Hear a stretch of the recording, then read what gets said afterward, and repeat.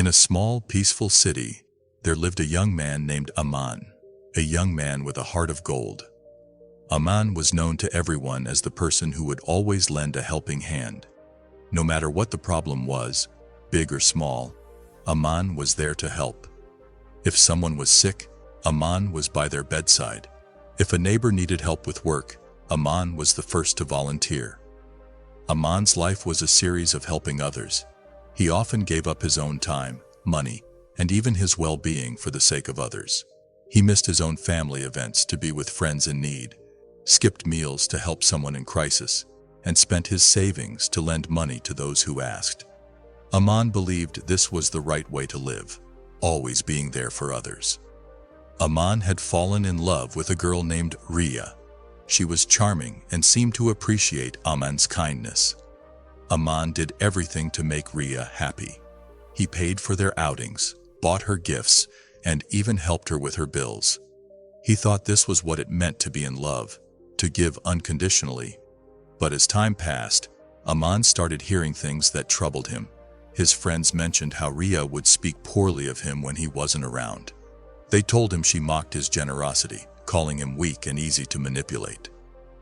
Aman didn't want to believe it, but the doubts began to grow. One evening, Aman decided to surprise Riya with a visit. As he approached her house, he heard laughter. Peering through the window, he saw Riya with her friends, making fun of him, how he was always ready to pay for everything, and how she only had to pretend to care to get what she wanted. Aman's heart shattered. He realized that Riya had been using him for his kindness and generosity. She never cared for him. She was just taking advantage of his nature. Feeling betrayed and hurt, Aman walked away from Riya's house, a mix of sadness and anger brewing inside him. That night, Aman couldn't sleep. He thought about his relationship with Riya and his pattern of always trying to please others. He realized that in his effort to be kind and liked by everyone, he had allowed people, including Riya, to take advantage of him. The people he helped, those he spent days and nights supporting, often forgot about him once their troubles were over. They would be grateful in their moment of need, but as soon as things got better, they would move on, leaving Aman behind. Feeling lost and seeking guidance, Aman decided to visit the local temple. There, he met an old Zen monk named Master Kaito.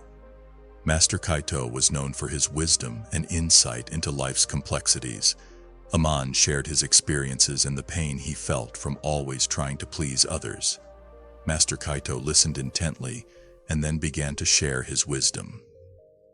Aman, the first and most important lesson is to be true to yourself. You have been changing your actions to make others happy, but it's time to honor your own feelings and desires.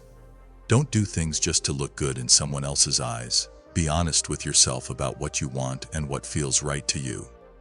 Another important lesson is to learn the power of saying no, continued Master Kaito. It might be hard to do, but it's essential for your well-being.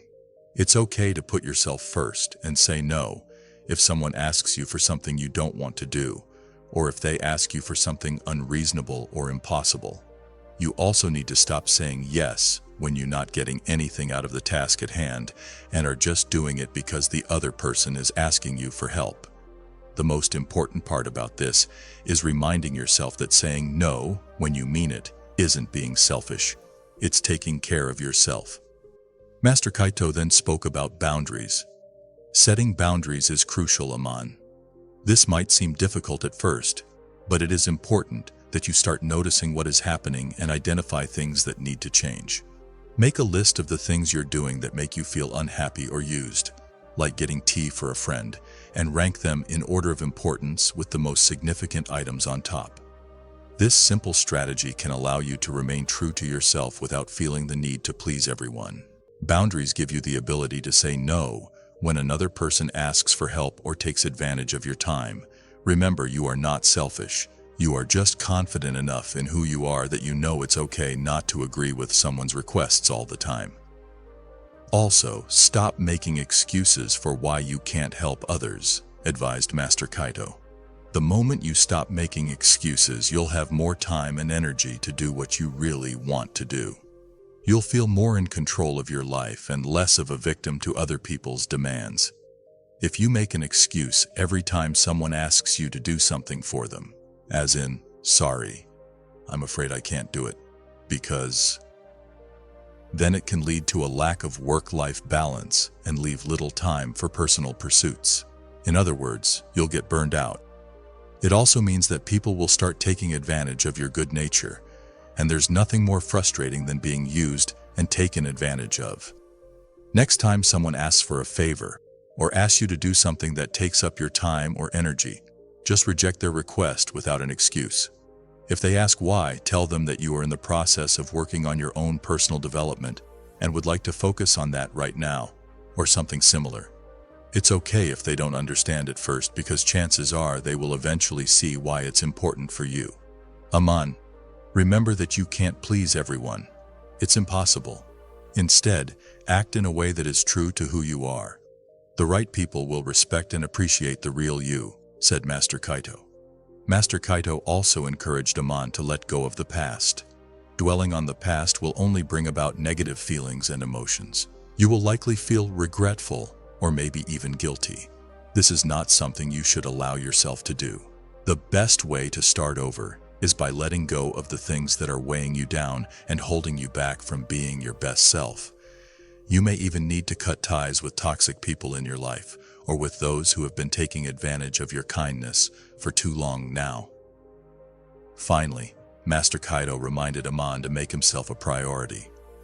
It's not wrong to consider your own needs. When you take care of yourself, you are in a better position to help others in a healthy way. Don't neglect your well-being for the sake of others.